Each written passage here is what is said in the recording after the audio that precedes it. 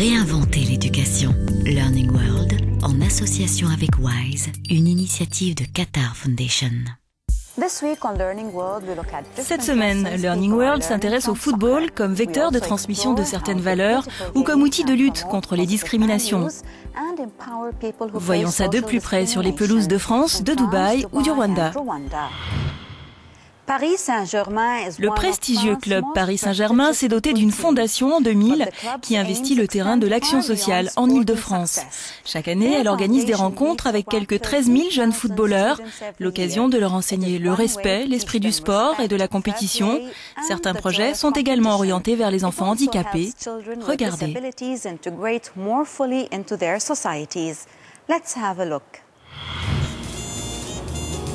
Cette année, le PSG rêvait de remporter la Coupe de France. Si les joueurs parisiens ont dû s'incliner face à Lyon, leur mission ne s'arrête pas là. Ils courent pour d'autres causes. Richebourg, à 70 km de la capitale. 2 joueurs du PSG ont rendez-vous avec des jeunes de l'Institut d'éducation motrice de Richelieu. Il y a là une vingtaine d'adolescents atteints de handicap moteur. Pour eux, c'est une journée pas comme les autres. Encadrés par ces professionnels des pelouses de Ligue 1, ils vont s'adonner à quelques jeux ludiques, faire montre de leur adresse avec le ballon rond, puis échanger sur le métier de footballeur. Les 2 champions qui encadrent cette activité sont aujourd'hui Christophe Jallet et Clément Chantôme, tandis que l'un travaille la technique de dribble, l'autre rejoint les cages. But de Kevin, un assaillant en béquille. Avant que j'arrive ici, non, je savais pas beaucoup jouer, mais dès que je suis venu ici, j'ai appris à m'améliorer un peu plus.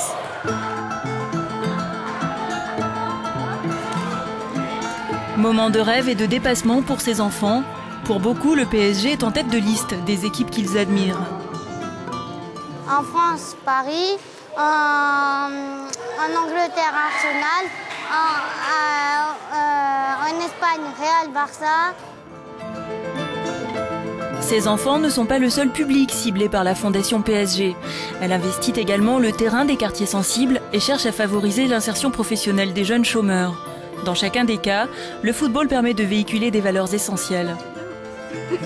Apprendre à se dépasser, à donner le meilleur de soi-même, apprendre l'effort, apprendre à porter secours à travers un petit module qui lui concerne les premiers gestes à faire ou à ne pas faire en cas d'accident, apprendre à se nourrir, apprendre à se laver, apprendre à dormir, parce qu'il faut dormir pour être un bon sportif. En promouvant ces pratiques, les joueurs professionnels endossent une nouvelle responsabilité auprès des jeunes. Il s'agit aussi de déjouer certaines idées reçues sur le métier de footballeur.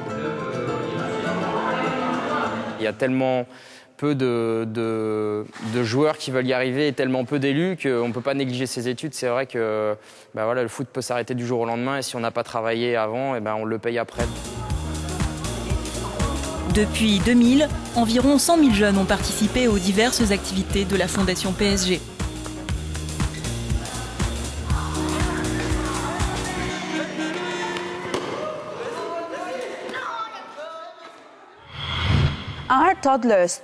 Les bambins sont-ils trop petits pour jouer au foot?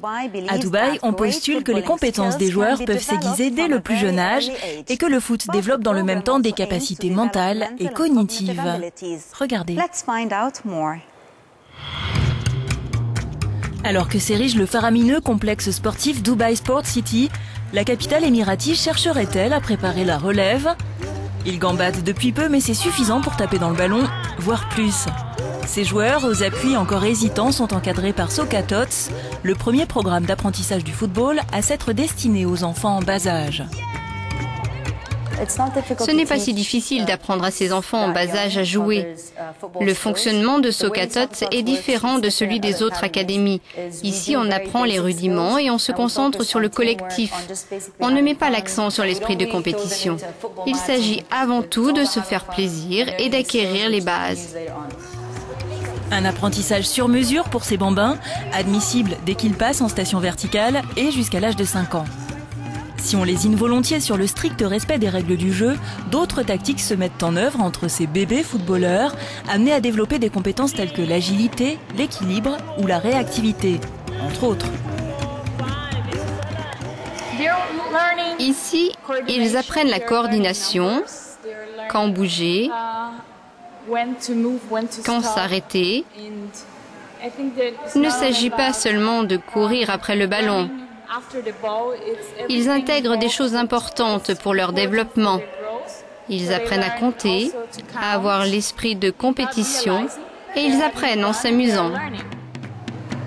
Une fois par semaine, les enfants ont un cours de 45 minutes durant lequel ils se familiarisent avec les bases. Frapper dans le ballon, dribbler, faire des passes, tout ça sous l'œil attentif ou émerveillé des parents.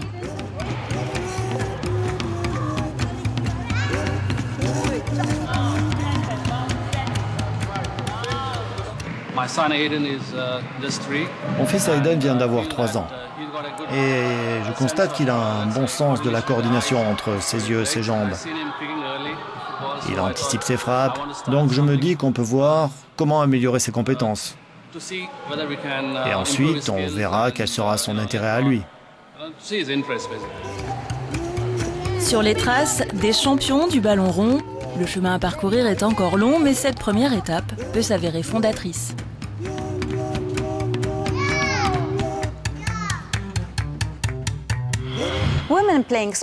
La promotion du football féminin varie selon les pays et peut parfois être un sujet de controverse.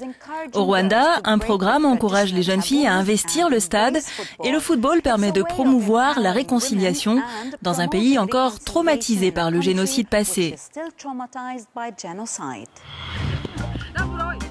Kigali, stade Nyamirambo. Sur la pelouse, des footballeuses. Elles s'entraînent et parfois s'affrontent en compétition. Image étonnante pour une société rwandaise conservatrice et impensable il y a à peine 15 ans. Si les femmes peuvent aujourd'hui chausser leurs crampons au Rwanda, Aquos, l'association des femmes sportives de Kigali, y a largement contribué. Aquos a été fondée en 97, soit 3 ans après le génocide. Alors au-delà des nombreuses vertus associées au sport, celle de vecteur de la réconciliation nationale s'est naturellement imposée.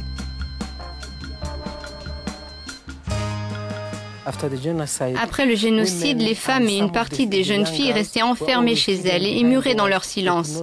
Elles étaient traumatisées, elles ne pouvaient pas parler. Au début, quand on les a invitées à rejoindre l'équipe de foot, elles restaient silencieuses entre elles, pas de sourire. Même chose la deuxième semaine. Mais après un mois, elles étaient plus actives et elles réalisaient qu'elles pouvaient encore être utiles pour redévelopper ce pays. Elles ont vu qu'elles pouvaient encore être aimées par d'autres joueuses. Et donc le travail d'équipe a commencé. Nous, on pense que plus elles parlent de leur expérience, de leur souffrance, plus elles vont guérir.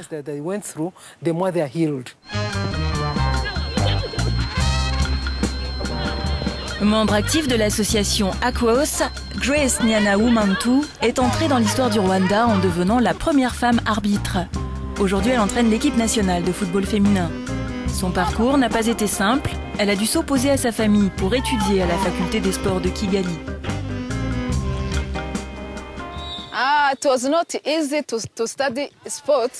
C'était pas facile d'étudier à la faculté de sport. Dans notre culture, les femmes ne portent pas de shorts comme les hommes. Et elles ne jouent pas au foot. Donc c'était pas gagné. Mais j'ai essayé.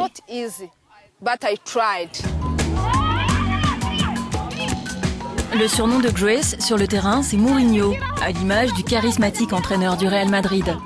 Elle a en partage avec lui une détermination certaine et peut se targuer d'avoir vu son équipe rafler des trophées nationaux à plusieurs reprises. Autre satisfaction, 4 membres de l'équipe nationale ont été sélectionnés pour suivre cet été une formation dans l'Ohio.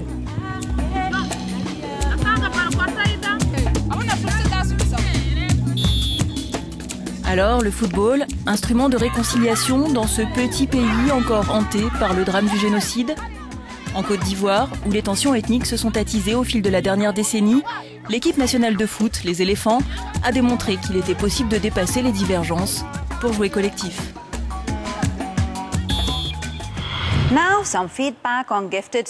À présent, un retour sur notre émission précédente consacrée aux enfants surdoués.